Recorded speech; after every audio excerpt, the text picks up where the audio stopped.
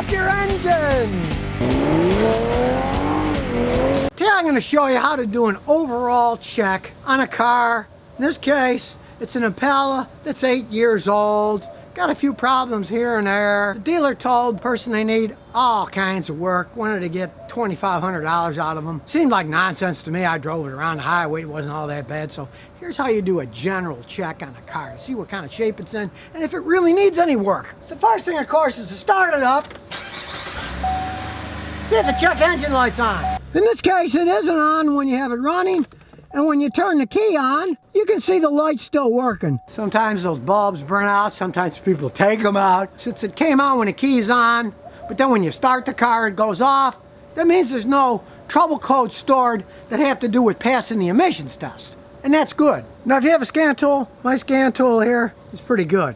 It gives all kinds of data that you can scroll through and look for problems. And this particular one is really good because it's color coded. If it's normal, it's fine. But if it has red in the data, that means there's a problem in that data and you need to look into it further.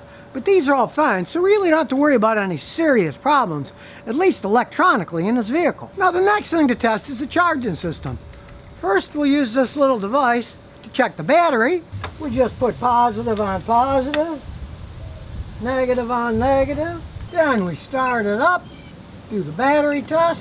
And since this battery's rated at 750 CCA, we set it at 750 and turn it on. And as you can see, it's good. It says, okay, it's got 70% of its lifespan left. Now we'll test the starter.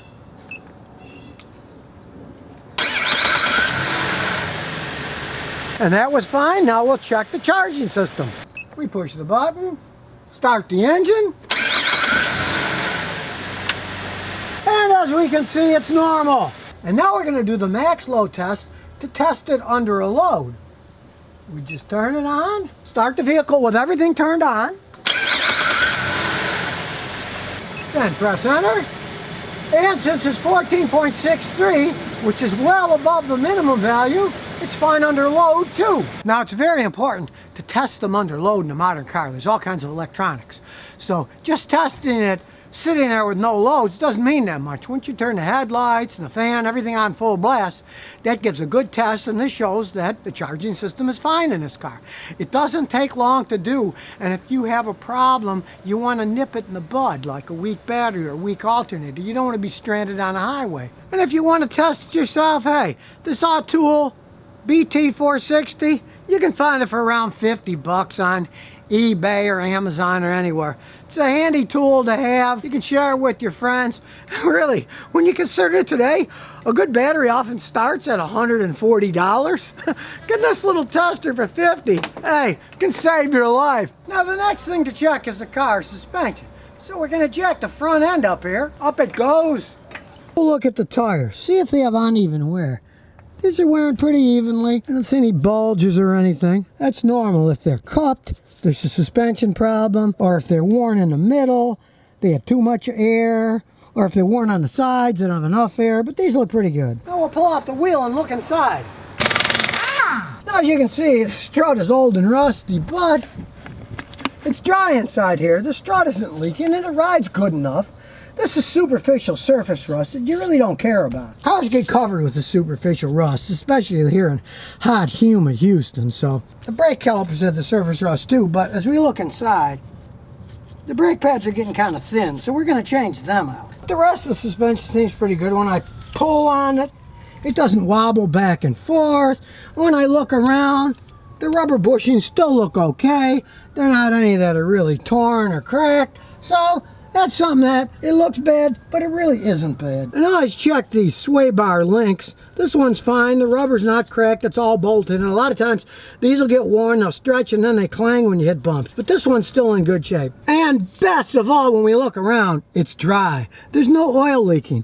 When we look under the car, we don't see oil dripping all over the place. Now these are pretty easy brakes. They got a pivot here and a pivot there. You can just put a wrench on the bottom one and get it loose. A lot of times hitting it hard helps.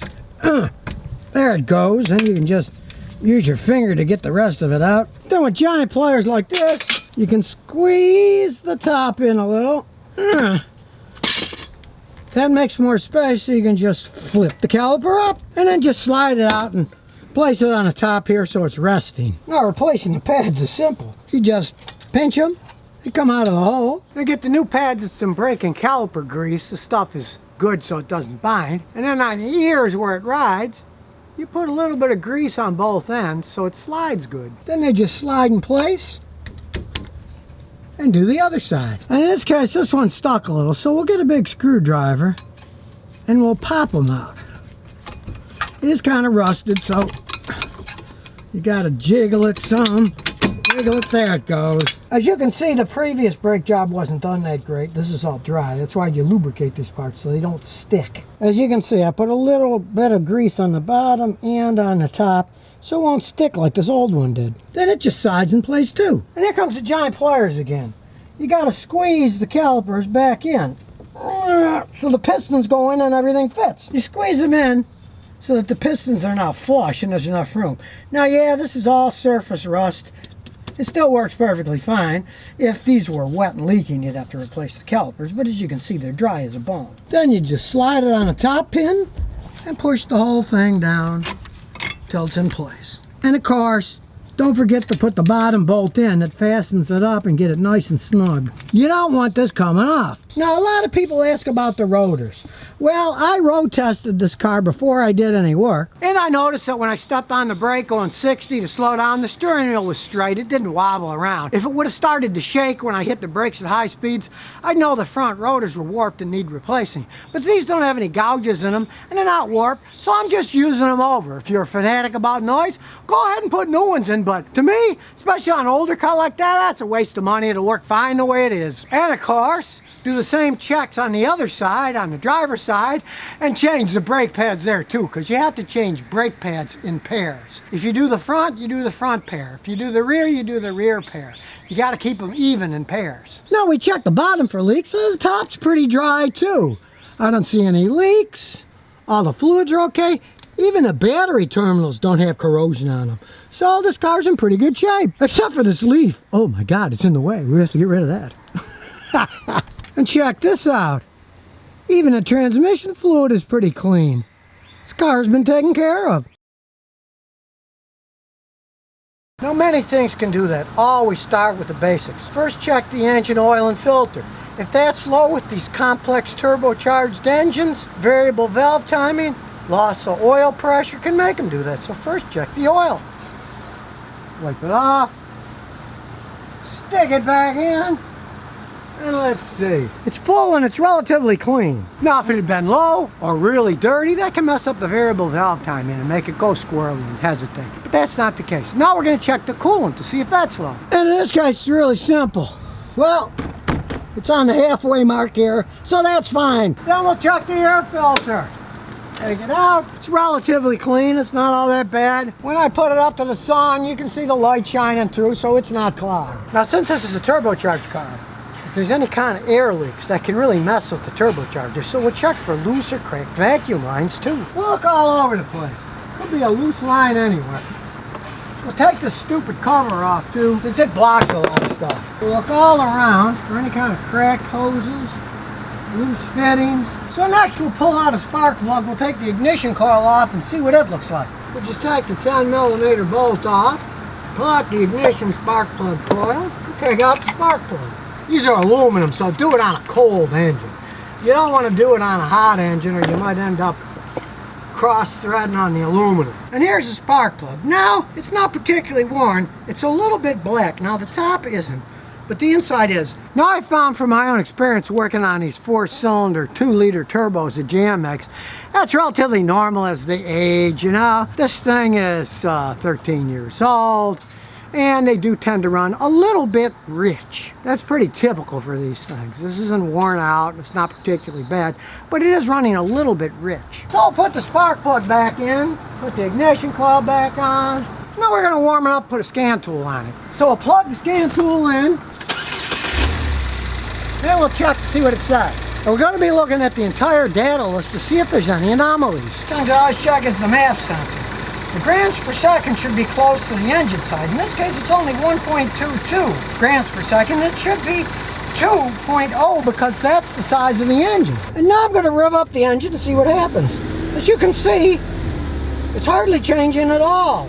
It should be going much higher because we're sucking more air in the engine. Now I can be wiring a computer stuff, but the MAF sensor's right here and it's very easy to change. So we're just gonna do another one and put it in and then check it with the data stream. You just unplug it, squeeze it, pull it out, and take the 2 screws out. 1 and 2. Now here's a new one. You see it's shaped the same, and I always put them in the same way. In this case, this was facing forward, so you make that face forward when you put it in. Just plops in the hole, you put the 2 screws in, one on the top, one on the bottom. Careful not to drop them because they're awful tiny. That's stuck, and this just snaps back on. Now we'll start it back up. And now we can see when you rev the engine up, you got airflow like you're supposed to. It's not staying at 1.2, it's going up like it's supposed to. So now while it's warming up, we'll put all this crap back on and close the hood and take it for a road test. And here we go. Nice smooth acceleration, no herky-jerky. Seems fixed. So now you know how to diagnose and fix a car that's accelerating herky-jerky. Sometimes it's very simple if you got a little knowledge. So if you never want to miss another one of my new car repair videos, remember to ring that bell.